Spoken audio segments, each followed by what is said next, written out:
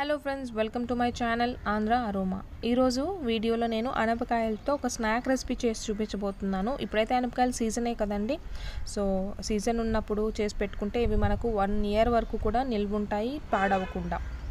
So తెలిసిన వాళ్ళకైతే okay, తెలియని వాళ్ళ కోసం చాలా సింపుల్గా ఎలా తయారు చేసుకోవాలో చూపించబోతున్నాను. లేట్ చేయకుండా ప్రాసెస్లోకి వెళ్ళిపోదాం.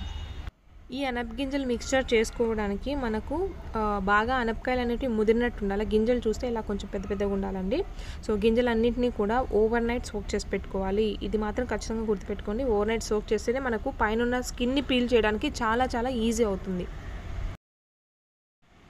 లేకుంటే స్కిన్ అంతా ఈజీగా రాదు. సో ఓవర్ నైట్ సోక్ చేసుకొని పెట్టుకోవాలి. సోక్ చేసుకున్న వాటిని పైన అంతా పొట్టు తీసేసుకొని గింజలన్నీ కూడా ఒక బౌల్లోకి వేసుకోవాలి. ఇప్పుడు డీప్ ఫ్రైకి సరిపడా ఆయిల్ని పెట్టుకొని ఆయిల్ చక్కగా హీట్ చేసుకున్న తర్వాత ఒకసారి చెక్ చేసుకోవాలి. ఆయిల్ హీట్ అయిన తర్వాతనే ఇందులోకి ముందుగా మనం పొట్టు పీల్ చేసేసుకున్న అనపగింజలు అన్నింటినీ వేసుకోవాలండి. చూసారా, అనపగింజలు వేయగానే ఆయిల్ నుంచి నురగ ఇలా బాగా మొత్తం పైకి వచ్చేస్తుంది. అనపగింజలు మొత్తం కూడా మీడియం ఫ్లేమ్లోనే పెట్టుకొని కొంచెం క్రిస్పీగా అయ్యి నురగ తగ్గిపోయి కొంచెం లైట్ గోల్డెన్ కలర్ వచ్చేంత వరకు డీప్ ఫ్రై చేసుకుంటే సరిపోతుందండి. ఇవన్నీ కూడా చక్కగా ఫ్రై అయిపోతే మనకు నురగ అనేది తగ్గిపోతుంది. అలానే అనపగింజలు వేసిన తర్వాత వదిలేయకుండా మొత్తం ఇలా మనం ఒక గరిటె యూస్ చేసుకొని కొంచెం కలుపుకుంటూనే ఉండాలండి. అప్పుడే ఈవెన్గా అనపగింజలు మొత్తం కూడా ఫ్రై అవుతాయి. ఇలా మొత్తం కలర్ టర్న్ అయ్యి క్రిస్పీగా అయ్యేంత వరకు చేసుకొని ఆ తర్వాత ఆయిల్లోంచి పక్కకు తీసి ఒక ప్లేట్లోకి వేసుకోవాలి. మిగిలిన అనపగింజలు కూడా ఇలానే డీప్ ఫ్రై చేసుకొని ప్లేట్లోకి వేసుకోవాలి.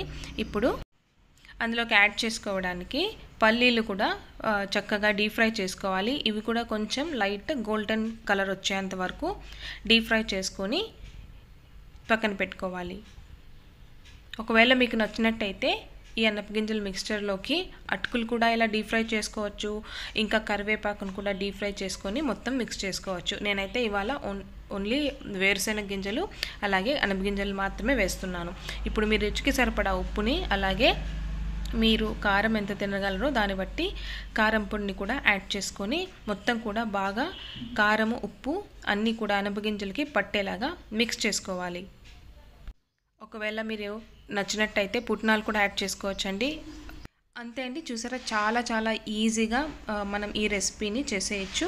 సో ఈవినింగ్ స్నాక్లా పిల్లలు కూడా చాలా ఇష్టపడతారు. అండ్ అలాగే ఇవి ఎన్ని రోజులైనా పాడవండి. సీజన్లో అనపకాయలు దొరికినప్పుడు ఇలా మిక్స్చర్ చేసి పెట్టుకోండి, ఎక్కువ రోజులు కూడా నిల్వ ఉంటాయి.